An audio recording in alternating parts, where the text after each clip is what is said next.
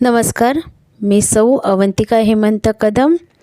माझी शाळा आहे कुमुद विद्या मंदिर, यशवंतराव चव्हाण महाराष्ट्र मुक्त विद्यापीठ, नाशिक अंतर्गत शालेय व्यवस्थापन पदविका P10 म्हणजेच डिप्लोमा इन एज्युकेशन हा अभ्यासक्रम आहे.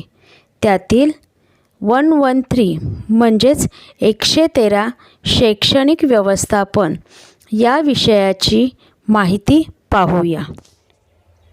शिक्षकांमधील अनौपचारिक कार्य विकेंद्रीकरण. शैक्षणिक कार्यामध्ये अन्य शिक्षकांचा सहभाग अपरिहार्यच आहे. शैक्षणिक व अभ्यासपूरक कार्याचा विचार करता विविध कार्ये विविध शिक्षकांकडे सोपवावीच लागतात. उदाहरणार्थ विज्ञान मंडळे, सहल विभाग, घोष विभाग, चित्रकला विभाग, प्रयोगशाळा विभाग, ग्रंथालय इत्यादी विभागांच्या प्रमुखपदी वेगवेगळ्या शिक्षकांची एक शैक्षणिक वर्ष किंवा त्याहून अधिक परंतु मर्यादित काळासाठी नेमणूक करावी. नेमणूक करताना सेवा, ज्येष्ठता, अनुभव, आवड, कल इत्यादींचा विचार व्हावा. वेगवेगळ्या शिक्षकांना प्रमुख पदांची संधी देणेही शक्य आहे. जबाबदारी सोपविताना पुरेसे स्वातंत्र्य, उदाहरणार्थ सहकारी निवडण्याचे स्वातंत्र्य द्यावे व आर्थिक तरतुदींची व्यवस्था करावी. आपापल्या विभागाच्या कार्याचे वार्षिक नियोजन करण्यास सांगावे. या नियोजनावर चर्चा करावी. आवश्यक ते बदल सुचवावे. सहकारी शिक्षक प्रमुखांना कोणत्याही प्रकारची अडचण असेल तर सोडविली जाईल याचे अभिवचन द्यावे. त्यांना मार्गदर्शन करावे. त्याचप्रमाणे सावधगिरीच्या सूचना द्याव्यात. प्रोत्साहन व प्रशंसेचा उपयोग करावा, म्हणजे या विभाग प्रमुखांना काम करण्यास उत्साह वाटेल. वैधानिक समित्यांमधील कार्यविभागणी. मुख्याध्यापकाच्या कार्यविकेंद्रीकरणात विविध समित्यांनाही महत्त्वपूर्ण स्थान आहे.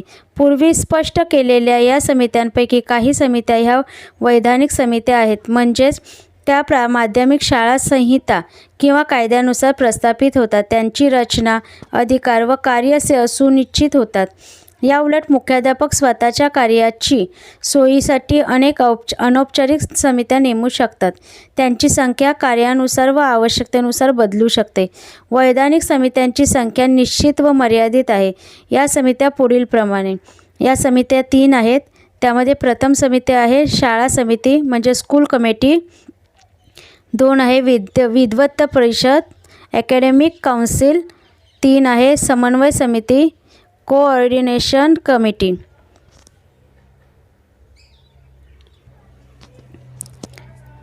शाळा समिती, त्यामध्ये पहिला मुद्दा आहे रचना. शाळेच्या नियंत्रणात शाळा समितीचे स्थान महत्त्वाचे असते. ही शाळेची प्रशासकीय समिती असते. माध्यमिक शाळा संहिता आणि खाजगी शाळा सेवा शर्ती नियम 1981 ह्यात उल्लेख केल्याप्रमाणे शाळेच्या व्यवस्थापनात शाळा समितीस कायदेशीर स्थान आहे. ही समिती शाळेच्या व्यवस्थापनाकरिता शासनास जबाबदार असते. समितीत पुढील सदस्य असतात. व्यवस्थापक मंडळाचे अध्यक्ष किंवा त्यांनी नामनिर्दिष्ट केलेल्या व्यक्ती ही शाळा समितीचे अध्यक्ष असते. याशिवाय व्यवस्थापक मंडळाने नामनिर्दिष्ट केलेले 3 सदस्य शाळेच्या कार्यशिक्षकांपैकी सेवा ज्येष्ठता क्रमानुसार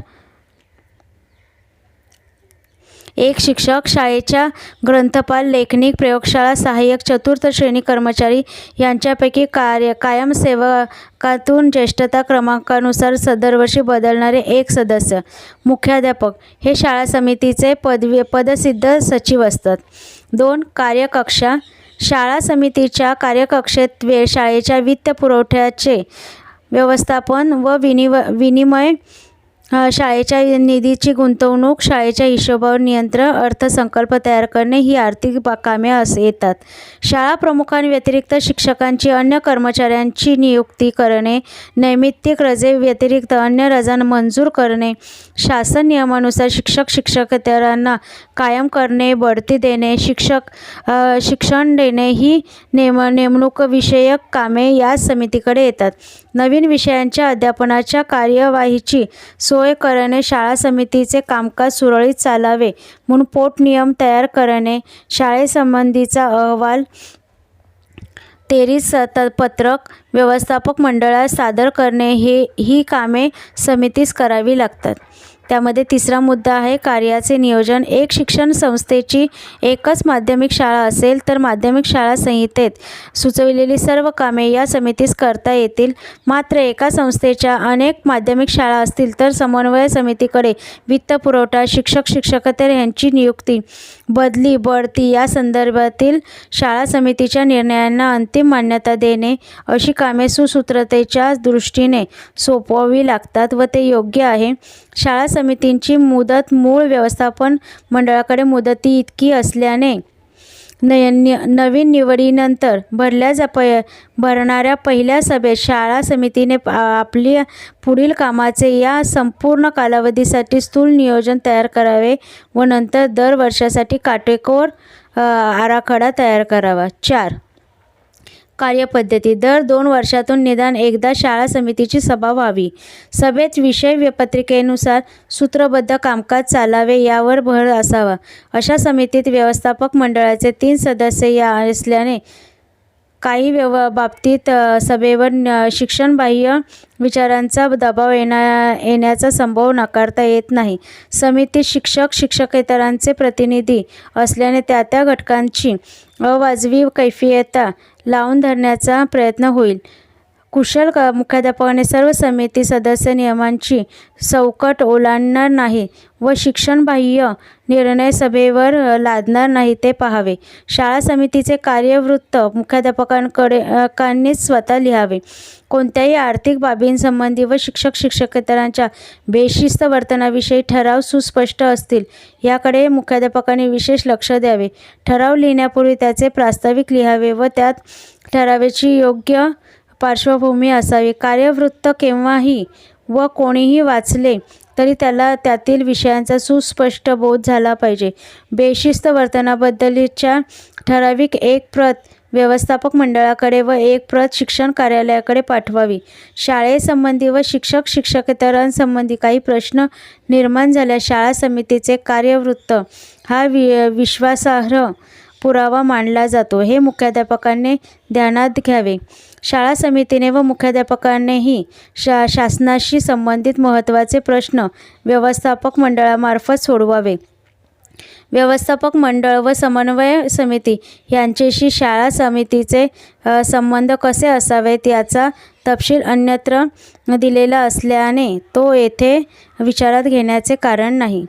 त्यातील दुसरा मुद्दा आहे विद्वत्त परिषद. त्यातले पहिला मुद्दा रचना. माध्यमिक शाळा संहितेप्रमाणे मुख्याध्यापक, कायम शिक्षकाचे 3 ते 5 प्रतिनिधी, शाळा समितीचे नामनिर्दिष्ट केलेला शिक्षक नसलेला प्रतिनिधी, पालक संघटनेचा अध्यक्ष अशा जास्तीत जास्त 8 सदस्यांची ही समिती असेल.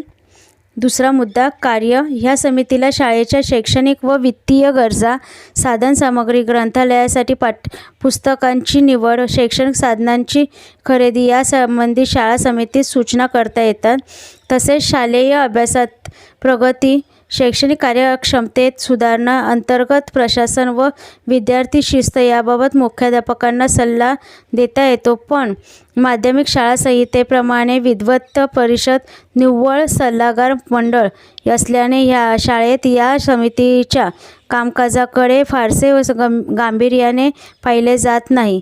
या समितीला कायदेशीर अधिकार प्राप्त झाले तरच तिची परिणामकारता जाणवेल. मुख्याध्यापकाने शाळेच्या शैक्षणिक प्रगतीसाठी या समितीच्या सल्ल्याचा योग्य उपयोग करून घेणे हितावह होईल.